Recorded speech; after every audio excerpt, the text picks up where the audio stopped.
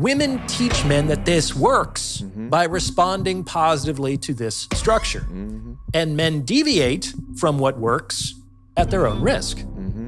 So how exactly does this happen? I'm going to describe the moment when the man begins to cede frame to the woman so that you can recognize it and respond to it appropriately. I call this moment the beginning of the end, because failing to respond appropriately puts the relationship on a slippery slope toward dissolution, or worse, an expensive, unsatisfying marriage. This sounds so familiar. Would you say she has been instrumental in you and I redefining our relationship? I would say don't just start filming me without asking me. I love going over content from people that are not only intelligent, but are actually accredited, because through hearing their thoughts, we get to learn from the things that they have learned. For today's conversation, we're going to dive back into the base doctor himself, Dr. Orion Taraban. Now, it's not the first time that we've gone over his content, but you guys absolutely loved the last breakdown. The last video, and I'll pop up somewhere on the screen right now, was about how women will attempt to control men. There was so many lessons and solutions that we teased out of that content. In fact, I'll leave a link to it down in the description box down below so you can consume it after today's discussion. Today, I found another piece of content from him that explores the power dynamics within relationships, and more specifically, how women slowly take over and destroy the very relationships that they claim that they want. A lot of life lessons, a lot of things to pull out of this. So let's just dive down up into it and get active. Without further ado, I'm Dr. Orion Taraban, and this is Psych Hacks, Better Living Through Psychology. And the topic of today's short talk is the beginning of the end. So I'm going to be talking today specifically to the men in the audience. Gentlemen, I'm going to help you prevent your relationships from going off the rails. Let's get to it. Now, everybody is different, and every relationship is going to be unique to the individuals involved. But if you've been following my work, you know that in general, I believe that relationships are more successful and sustainable when the man is the captain and the adored, and when the woman is the passenger and the adorer. And I believe this because when the man is in this position, he maintains frame. Frame, in this context, is authority vested with power to dictate the terms and structure of the relationship, how it is arranged, how it unfolds, what it entails, who does what are the privileges and responsibilities of each, etc. When men control the frame, relationships have a much better chance of being mutually satisfying and enduring. And regardless of the mixed messages that they give men these days, the vast majority of women still want a guy that they can look up to. Big true. To be the confident leader that initiates and directs the relationship. However, in about 99% of the relationships that I've personally examined, the woman is more powerful than the man, which means that she controls the frame of the relationship. Come on. Happy wife, happy life. We've heard that a million times at this point. But let's be honest. The majority of women today are going against their biological imperative to be the leader in these relationships because it's been dictated to them that men are the problem, that men are dogs, that men are not smart, that through their patriarchal leadership, if they don't control it, they will be oppressed. And that also that there's no real differences between both men and women. When we know that even at a physiological level, that is just not true. Even when presented with the facts and the evidence, it is hard to convince them that all of those things are not true. So they in fact overcompensate to try to fix the problem. And they do so instead of respecting the natural balance or the natural order between both men and women, the masculine and the feminine. And in turn, they inevitably compete for men for the top spot, for the leader position. and then wonder that when that fundamental order shifts, why attraction dies, leading to the end of relationship. What if you could copy the exact system that I use to generate between $50,000 and $100,000 a month purely from posting commentary content online? My life right now consists of no boss, no commute, no alarm, and I work when I want. And I've spent the past 8 years building this framework out from scratch. And 1 million subscribers later, over 400 million lifetime views, and I've never once talked about exactly how I do it. Until now. Now, my system is called Viral to Value, and it's the step-by-step blueprint that I personally use every single day to turn viral moments into real, life-changing income in any niche. If you're ready to stop guessing and start building something that is actually yours, click the link below and let's get to work. Let's be real. He cleans the kitchen, but not properly. He folds things, but not how you like it. He buys something, but not the exact color you wanted. He helps, but you still feel annoyed. And then you say, I have to do everything around here. Do you? Or are you redoing everything because it's not up to your standard? Because those are two very different things. And I had to clock this in myself. If he does the thing and I still go back and change it, did he not help? Or did he just not do it my way? Because those are not the same problem. And this is where we go wrong. We say we want help, but what we actually want is control over how everything is done. Because men don't think like us. They are more task-focused, less detail-obsessed, less emotionally attached to how something's done. And instead of accepting that difference, we criticize it and then wonder why men feel like nothing they do is enough. The difference between a man not showing up and a man showing up differently. And if you can't tell the difference, you'll turn a good man into a frustrating one. Understanding the difference in leadership and how we both think about control, you're beginning to understand why it's the man that should be the adorned, while the woman should be the adorer. And I think this has to do with why, despite the fact that I've looked at hundreds and hundreds of relationships, I can count the number of relationships that I would consider happy, like relationships that I personally would want to be in, on one hand. And I don't think it's a coincidence that in every one of those relationships, the man was more powerful than the woman. Come on. So if relationships are more satisfying and enduring when the man retains frame for both the man and the woman, why is it the case that women so often control it? Now, there are two main ways that this occurs. Okay. In the first case, it happens right from the beginning. The man, who may not be a full-fledged captain, cedes control of the relationship to the woman as an enticement to enter into a relationship with him. In the book, I call this the sexual strategy of the ferryboat captain. This is how less attractive men beat out their intrasexual competition. They offer women privileges that their more attractive counterparts wouldn't. Ultimately, the frustration of not getting more of what they want from more attractive men, in combination with the gratification of getting more of what they want, at least in the short term, from less attractive men, can motivate women to enter into relationships with less attractive men. Where they can, more or less, dictate terms from the get-go. Wow. Whether they're aware of— This guy's so good. But his detail would also explain why we often see these women in their roaring 20s, right? Living life free, la vida loca, in her chariot. And then she gets off on later in life, all right? Smacks headfirst into that wall at 304 miles per hour and inevitably settles for the type of man that she would never get caught dead with in her damn 20s. If she settles at all, because, you know, we go over the wall banger Hall of Famers that never want to settle or never want to lower their standards or expectations based off of the reality that they currently live in. These men understand that happy wife, happy life is the cost of doing business. However, this is not the only way that women come to control the frame of a relationship. Okay.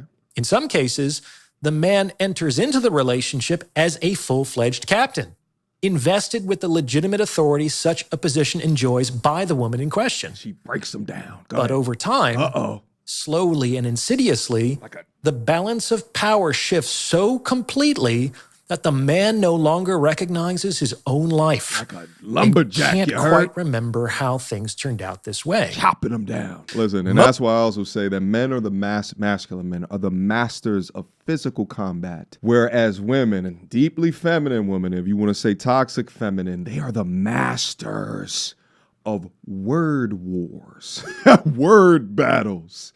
All right, and there's a lot of I'll keep it funky, even within my own relationships, within my own life, where suddenly the environment that's created, you almost are in like a genjutsu of bullshit, where it's just like you're trying so hard to lead to the promised land, but they're trying to figure out every odd and end, and they have nothing to fall back on except for their own bullshit. So they'll take you to the ends of the earth with their bullshit because there's nothing else that they have to stand on. And then slowly but surely, you find yourself half the man that you were previously. Take note. Most men control the frame at the beginning of the courtship process and lose it through small concessions as the relationship progresses. Consider your first date with your girlfriend or wife. Chances are good that you approached her with a plan. I'd like to take you out. Let's meet at this time, at this place, on this day, and this is what I'd like the two of us to do. And that she agreed to that plan. You created an experience for her to enter into. That's frame. It's very unlikely that you would have been able to secure that opportunity without creating such an experience. And it's even less likely that she went through the trouble of creating an experience for you to enter into. So most relationships begin with the man in charge. And just so we say the quiet part out loud, that's why the woman's there. Women reward men who use frame to create an experience for them to enter into. They do not chase down men who don't or won't do this. This is important to keep in mind throughout the duration of the relationship, as men will be tempted to surrender frame in a variety of ways over time. Stand on business. This temptation occurs in two primary ways. Okay. Sometimes it's the temptation to escape an uncomfortable emotional situation created by the woman in a bid for more power and control. As I discussed in the Easter egg hunt, these bids typically follow the PSA system of emotional manipulation, or pity, shame, anger, PSA. No matter the particular thumbscrew, the woman applies emotional pressure on the man, who then cedes frame as a way of buying his way out of a difficult dynamic.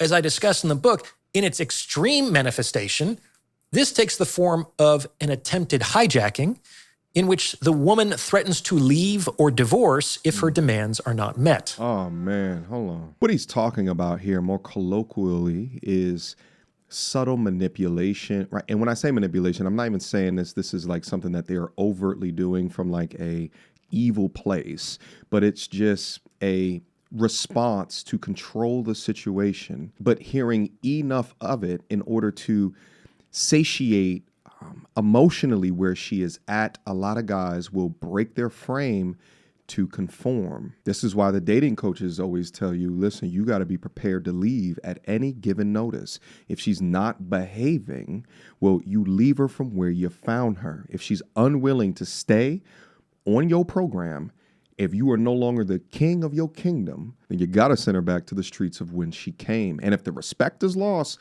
it's already been over. If you were to take this in the superhero terms, for example, this is Lois Lane wanting Superman and then domesticating him into a Clark Kent. She belongs to the street. Percocets, Miley Percocets. Meanwhile, them viscous innards were appropriately wet for Superman, and Clark Kent kind of pisses her off. I think for most masculine men, the issue is not setting frame, it's holding it throughout a relationship. That's why it's also so important to not seclude yourself from your guy friends. Because if you seclude yourself enough without that masculine energy enough, and you find yourself within a tender vittle, okay? It's much more easier for your walls to break down, whereas when you with your guys, it's easy to snap up out of it because you're around masculine energy. But let's proceed. However, the temptation to surrender frame doesn't always come from the outside. Many, if not most men, seduce themselves into doing so. However, this is only possible if the man becomes emotionally invested, which induces a distortion in his thinking, typically by activating his latent romanticism. This romanticism, in turn, either motivates him to sacrifice more and more of his life for his one and only, or tempts him into the ideal of equal partnership. This might sound surprising, but as I've discussed previously, partnership is the most prevalent male romantic ideal in our culture today. This might sound appealing in the abstract, and many might disagree with their words, but most women don't want to be either pedestalized or partnered. Think back to what I said just a few moments ago about the early stages of courtship. The woman is there because the man created an experience for them to enter into. Most likely, the experience did not occur at her convenience, which is what would be necessary if being pedestalized was preferred, nor did it occur as the result of some collaborative process, which is what would be necessary if partnership were preferred. It occurred because the man invited the woman into an experience that he created using his power, autonomy, creativity, and resources. Women teach men that this works by responding positively to this structure. And men deviate from what works at their own risk. So how exactly does this happen?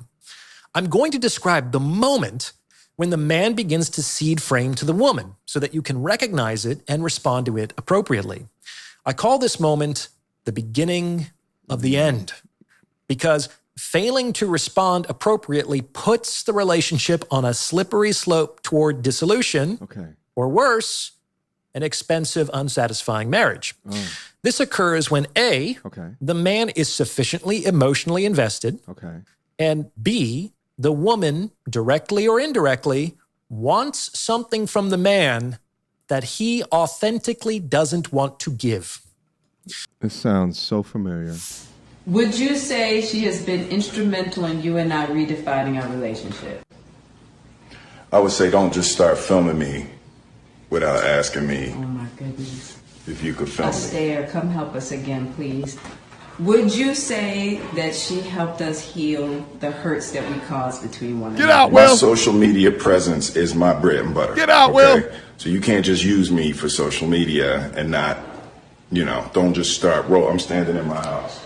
Think about it. The most poppin' man in Hollywood at the time wanted nothing more to restart his family life. And he met a demon Sith Lord, in that being Jada Pinkett Smith, who never wanted to get married, but he sacrificed. He bent his will, no pun intended, in order to achieve happiness through her. Now stuck lifelong with a woman who A, didn't deserve it, and B, because he lost frame a long time ago, will never respect him. Look at those poor, tortured eyes, Will. Wipe them tears up. The request could be big, let's get married, let's move in together, or small, let's go antiquing on Sunday, let's go to brunch with all my couple friends. But in general, the requests start small and escalate over time. Now, if the man weren't emotionally invested, this wouldn't be a problem. He would just say no. Because, as I talk about in Women Are a Roll of the Dice, he isn't gambling with more than he can afford to lose. The women who mess with him are the ones that then go off and say that he was a narcissist in the relationship. However, once he crosses a certain point, he comes to believe that he can no longer say no, even though he would like to, because he fears the consequences of doing so. He fears the discomfort that will arise in himself in seeing his woman angry or disappointed. He fears the pain that he would experience were she to leave him. Once that fear takes hold, which is the consequence of his overinvestment, he is no longer a free man, and he increasingly abandons his authenticity in favor of emotional defensiveness. He's trying to protect himself. I understand perfectly what he's saying, but let me try to describe it in a different way that maybe he's not thinking of referencing. Women can utilize a man's masculinity against him. What is it that I mean by that? Well, as a masculine man, you put forth or you prioritize provision as well as protection, okay? So through shame, insults, guilt, and the need to be right, a toxic feminine will utilize your need to be a provider and protector against you. You want to protect her from her feeling bad. Well, why are you not doing what I want or not doing what I ask? This is a manipulative way to control you. Why is he not buying me the things that I want? Why is he not doing these different things?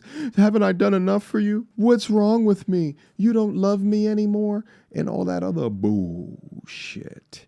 And you have to be very careful as a masculine man to not get taken advantage of to the extent that you no longer hold frame. The issue, of course, is that this doesn't work. That fear is a liar. It lies. It only takes like 10 seconds to see through the lie. Namely, if you actually needed to give a woman certain things that you don't authentically want to give in order to prevent her from leaving, then she would have left by now. You haven't given her those things in the past, and you've gotten this far. You've abided in your authenticity, and she was attracted to you because of it. So on some level, if it ain't broke, don't fix it, man. There is no evidence that not doing something you feel conflicted about will threaten the basis of the relationship, and a lot of evidence that doing what you authentically want to do will secure the levels of success and stability that you've enjoyed up until now. So that's how the fear lies. Just like the initial stages of courtship, it's generally a much better idea for men to maintain frame over the course of the relationship. This is what I'll do, this is what I won't do, and allowing the woman to either opt in or out as she so chooses.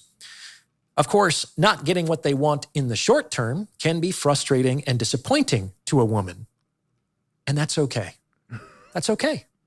She's entitled to her feelings, and you don't have to make her feel differently. Yeah. Let her feel how she's going to feel. It's not going to kill her, and it won't kill you to let her experience her emotions. She's an adult. She can handle her feelings. Hopefully. You do not need to make her feel better, and you do not need to give her what she wants just to avoid this experience. That said, there may always be a pull in men to do one or the other. However, I bring this up because it is so much easier to resist these emotional impulses when they first present themselves. As difficult as it may be, it is always better to fight these battles when they are still small. It's such a great point to internalize. And oddly enough, this is a similar point that parents have to deal with children. Coincidence? I think not. But if we truly want to lead our women, all right, to the promised land and back, then as men, we need to discipline to put our foot down and stand on business when a boundary gets crossed. Because if you continue on kicking the nasty little can down the road and not addressing the issues, then the small won't stay small forever. Leadership is not just the masculine imperative to provide as well as to protect. It is correction. It is teaching. It is wisdom.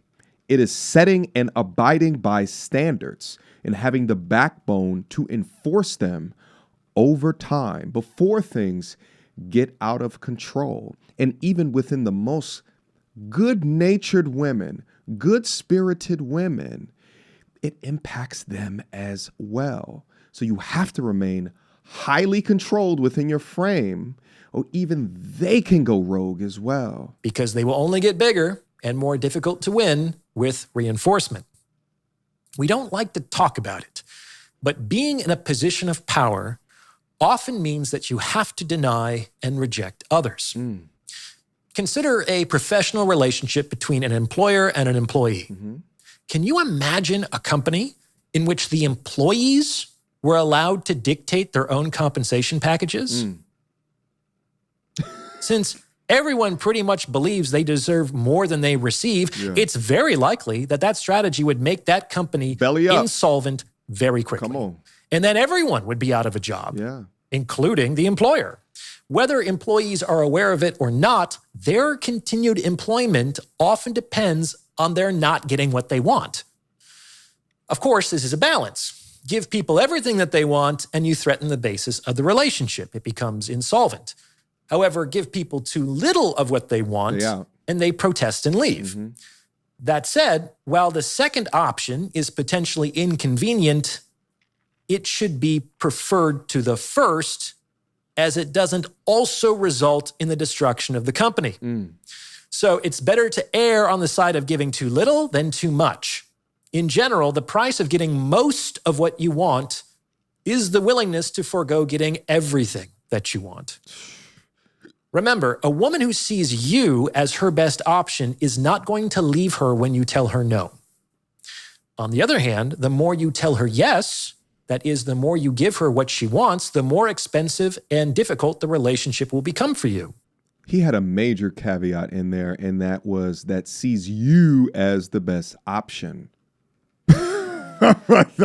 Jesus. I was talking to someone the other day about this, now when I go out and like in Atlanta, the women really don't know who I am. The dudes know who I am, right? And being almost 6'3", and at least my mom thinks I'm handsome, has nothing to do, right? Like, because if I'm not providing to them in a dating culture where it seems that it just benefits short-term daters, carousel riders, monkey branch swinging, like in this day, it don't matter, right? Like, they don't see me as the best option, and I don't put forth kind of the other things and accolades, besides my charisma, my wit, you know what I mean? The things that I can talk to or advise within a conversation, solutions that I can advise for. They don't know about all of this generally, right? Like, more often than not, right? So, but seeing you as a best option, meanwhile, Big Dick Harry over there, who is buying the things that you want, right? And in the short term, you see him as the best option, even if you're utilizing him.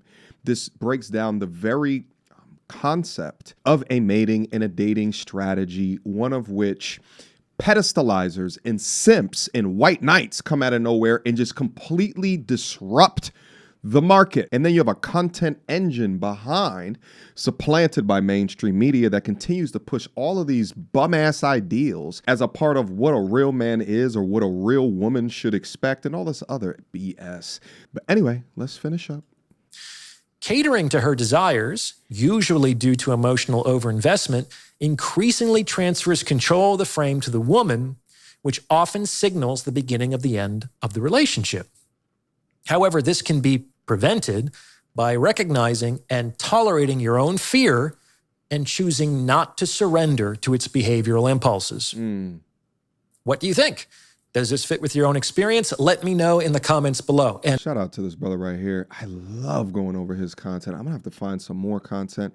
But here's the thing, right? Like, because I just rounded out some of my thoughts as it refers to what he's speaking about, but then from the female perspective, right? Like, me talking about this kind of messing up of the dating marketplace, well, women have to be able to understand that the things that they are looking for, right? Like, whether it be in the short term or what have you, maybe they don't even know that it's in the short term, right? But you're getting put in a leader position, right? You're getting things bought for you when you actually don't deserve it, right? Some of these chicks are walking around here with stipends while actually trying to date real men in relationships. Meanwhile, you're going to compare the dude that's trying to stand up on business to the dude that's just giving you free shit. Your shit always going to be topsy-turvy. Your shit always going to be messed up because he, in fact, is getting the short-term benefits out of you, and more than likely, specifically, your viscous damn innards, your time, attention, whatever it is that he's looking for. Meanwhile, you have real dudes over here that are demonstrating themselves well, but you don't see it as the best option because you're not receiving the short-term gratification that Big Dick Harry over there is providing for you, all right? Nevertheless, back to my G's, leadership has never been about domination, all right? CEOs of these major organizations, they're not dominating the organization, all right? They have cabinet, they got directors, VPs, presidents, that they're leveraging in order to make the best decision for the business, all right? Within there, they're going to have disagreements, all right? It's just a part of the game. But it's about setting boundaries, enforcing standards, enhancing clarity. And when you bring this down to relationship, it's choosing a teachable young woman that respects all of that, all right? So again, that's what I always say on this platform. Choose wisely, lead consistently, and remember on top of all of that is that it's so much easier to hold frame from the beginning than to rebuild it later on. And in fact, I'd argue that it's damn near impossible. Once you lose frame, ergo, you lost respect, and the respect is going to come off the time. Losing frame enough times, the respect is going to go out the window. And then when the respect is gone, you out of there, all right? Shout out again to Dr. Orion Taraban. I'll leave this video down up in here. He's advertising a book as well. I might have to pick up his book because this brother, he knows a thing or two, and that says a lot because I avoid a lot of books within this space because I don't want to accidentally recite something that I've heard in a book and then I'm not like acknowledging them or what have you. But this brother seems like he knows a thing or two. Nevertheless, guys, drop me your questions, comments, concerns down up in the comment box down below. Let's continue to encroach on this conversation, but I appreciate you guys. I love you guys. What did you learn out of this conversation that you are going to proactively take with you into your next relationship or implement within your current? I want to hear from you guys. All right. And shout out to the ladies. Shout out to the MTRs. Did you learn something about yourself within this that made prior relationships a little bit more clear? Write them down in the comments section down below. And I'm sure there's going to be dudes down there that will learn from what it is that you say as well. All right. As you learn from the dudes writing things. All right. But again, I appreciate you guys. I love you guys. And as always, I will see you soon. And until next time, peace. So, without further ado, MTR, cut through the BS like we in charge. No cap with the rappers like steel bars. I'm packing and rapping like here we are. Here we are. Mediocre tutorial reviews. Like, comment, share my views. Come up and I paid my dues. Big step in my black way shoes. MTR, he break it down, yeah, it's MTR. Check out the sound with his MTR. No one put it down like it's MTR.